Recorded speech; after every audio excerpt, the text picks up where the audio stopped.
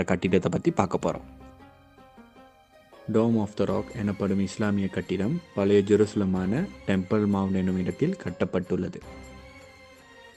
இந்த டோம் of the rock கட்டிடம் 685 தொடங்கி 691 ஆண்டுகளில் உமையட் கலீப் அப்துல் அல் மலிக் என்பவரால் கட்டப்பட்டது.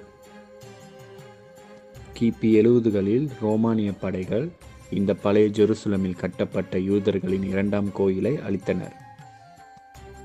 இந்த பகுதியை தான் நாம் டெம்பிள் மவுண்ட் என்று அழைக்கிறோம்.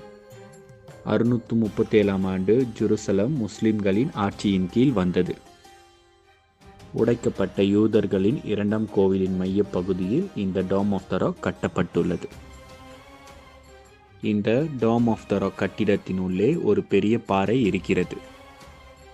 இந்த டோம் ஆஃப் த ராக் உண்மையில் மசூதி கிடையாது. மாறாக நபி முகமது அவர்களது காலத்தில்